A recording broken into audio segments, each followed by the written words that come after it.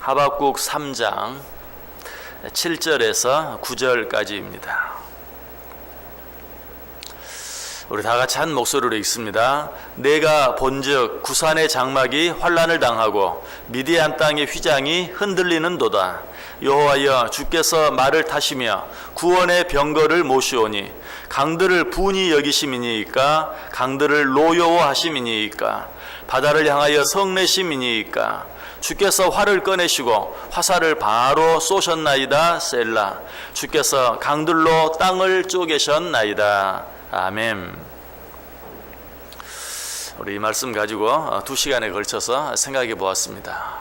첫 번째 시간은 어떤 내용 생각해 보았습니까? 하나님께서 하나님의 자녀들의 대적들을 향하여, 아니 하나님 자신의 대적들을 향하여 활을 쏘신다 라는 것에 대해 생각해 보았어요. 때때로 그들이 마음대로 활동하도록 내버려 두고 보는 경우가 있어요. 그러나 때가 되면 그 대적 원수들을 향해서 화살을 날리신다. 지체하지 아니하고 화살을 날리신다. 너무 당연한 것이죠.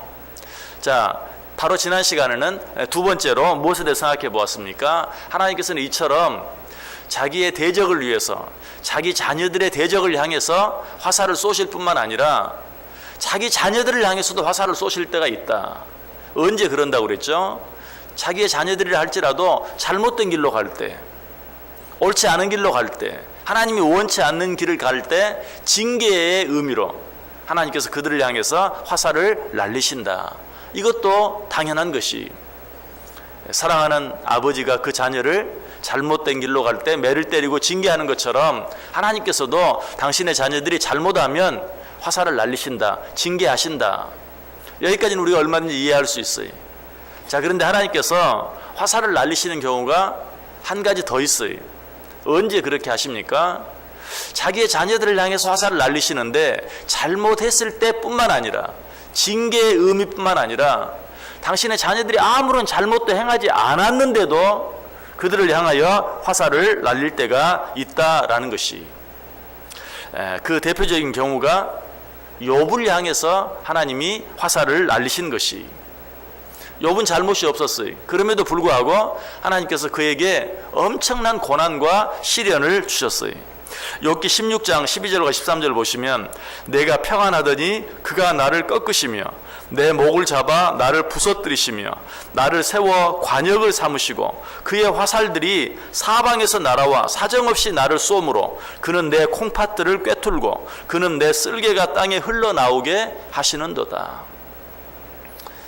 정말 하나님이 보통으로 하시는 것이 아니라 너무나도 심하게, 단 한두 번 화살을 날리시는 것이 아니라 수도 없이 많이 욥을 향하여 화살을 날리심으로 그 화살이 사방에서 날아와 욥을 꿰뚫어서 욥의 쓸개가 콩팥까지 흘러나올 정도로 하나님께서 욥을 힘들게 하셨다라고 욥 자신이 이야기하고 있어요.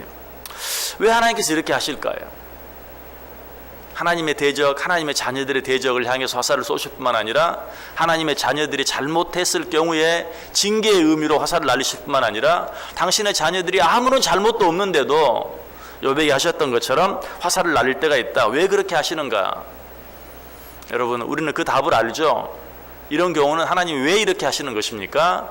우리를 훈련하고 단련하사 우리를 무엇처럼 나오게 하기 위해서, 순금같이 나오게 하기 위해서, 정금같이 나오게 하기 위해서 하나님께서 그렇게 하신다는 것이, 욥은 이 사실을 깨닫고 이렇게 고백합니다. 욥기 23장 10절에서 그러나 내가 가는 길을 그가 아시나니 그가 나를 단련하신 후에는 내가 순금같이 나오리라. 하나님이 왜 이렇게 하시는지 내가 안다. 나를 단련하시기 위해서, 나를 단련하신 후에는 내가 순금같이 되어 나오게 하기 위해서 하나님께서 나에게 이렇게 하신다. 자, 그렇다면 이런 일을 우리가 당할 때 우리가 기억해야 할 것은 무엇입니까?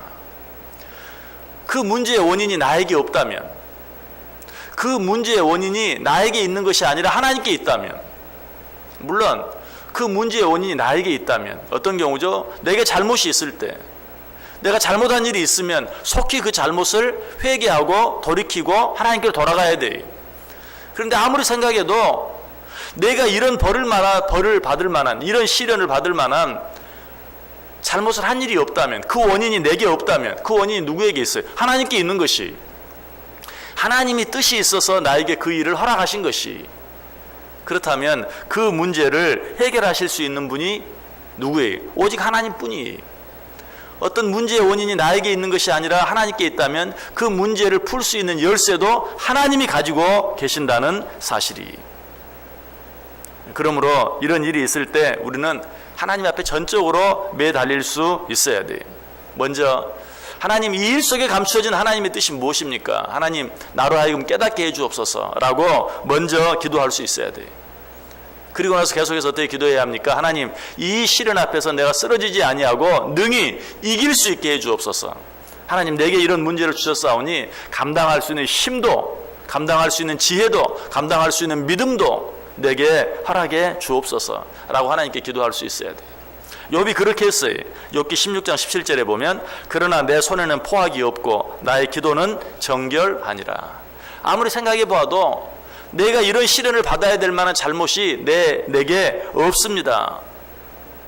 그리고 나서 또 계속해서 뭐라고 기도하죠? 지금 나의 증인이 하늘에 계시고 나의 중보자가 높은 데 계시니라. 나의 친구는 나를 조롱하고 내 눈은 하나님을 향하여 눈물을 흘리니 사람과 하나님 사이에와 인자와 그 이웃 사이에 중재하시기를 원하노라.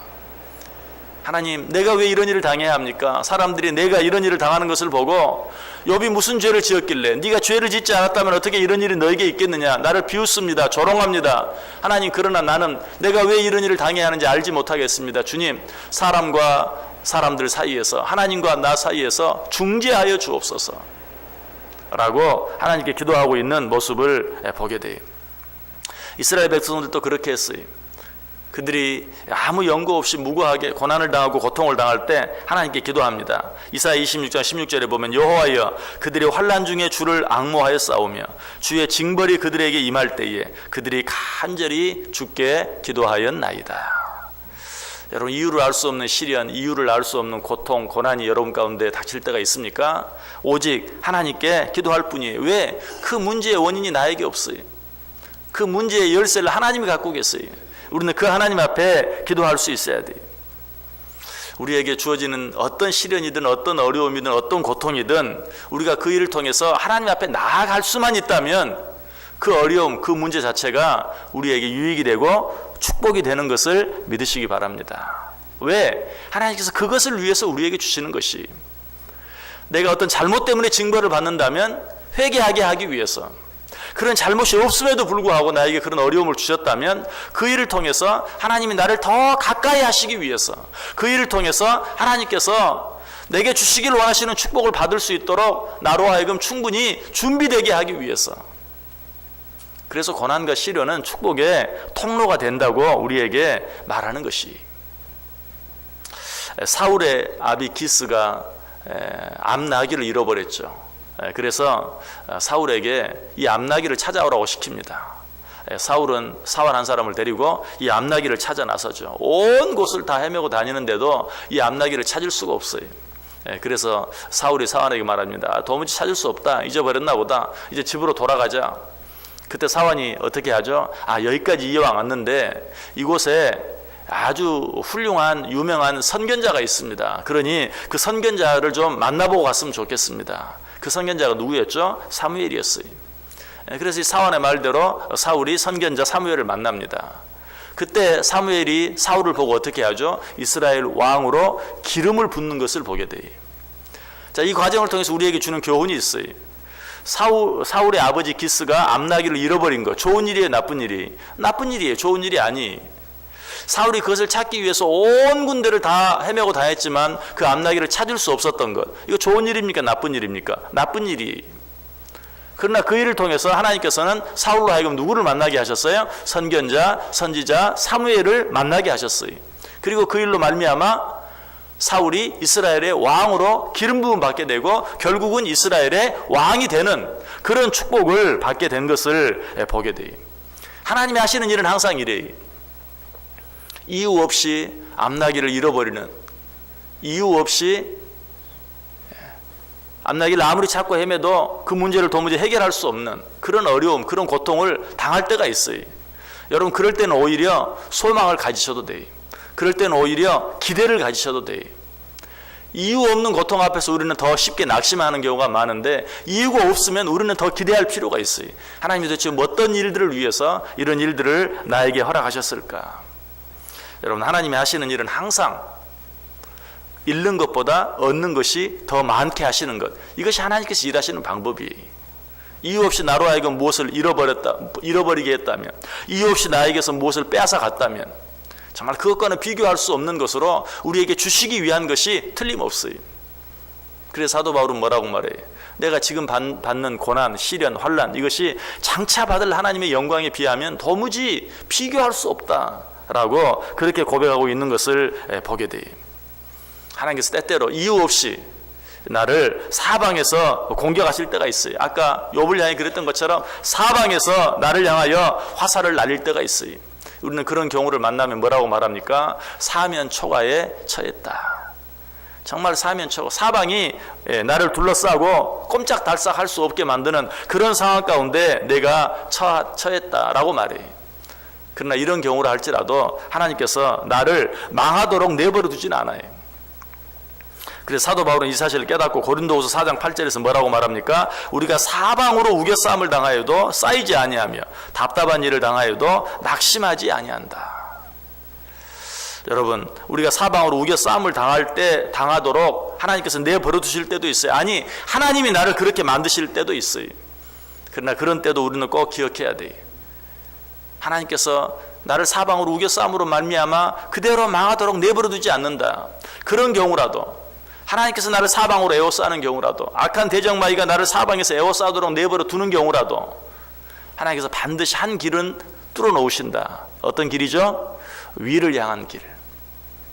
사방 아니라 사방팔방으로 나를 에워싼다 할지라도 하나님이 절대 막지 않으시는 한 길이 있어요.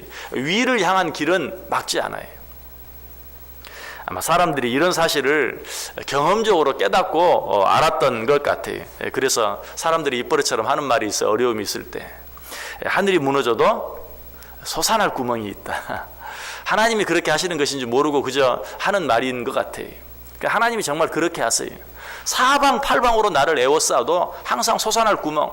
어떤 것입니까? 위를 향해서 하나님께 부르짖고 하나님께 아뢰일 수 있는, 하나님께 나아갈 수 있는 그 길은 항상 열어 놓으신다는 것이.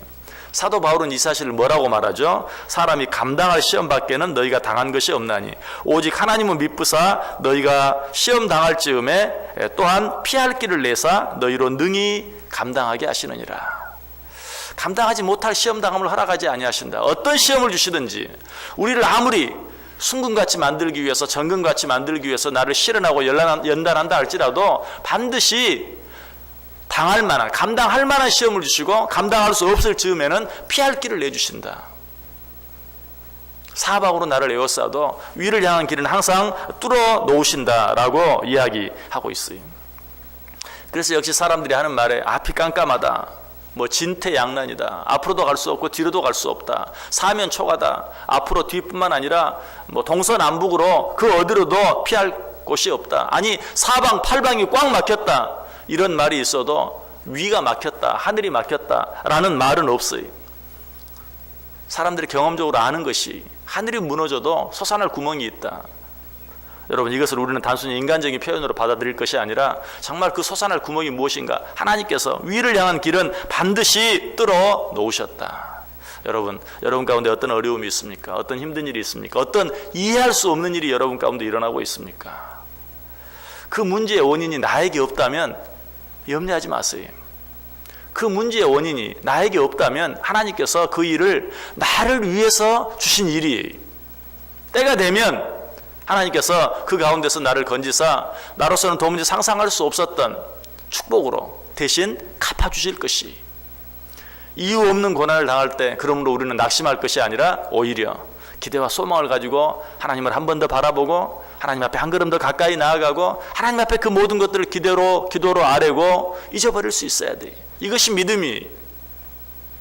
이 한 해를 살아가면서 우리 가운데 또 이해할 수 없는 여러 가지 많은 일들, 하나님께서 이유 없이 사방에서 나에게 화살을 날리는 것 같은 그런 일들이 틀림없이 우리에게 또 있을 거예요.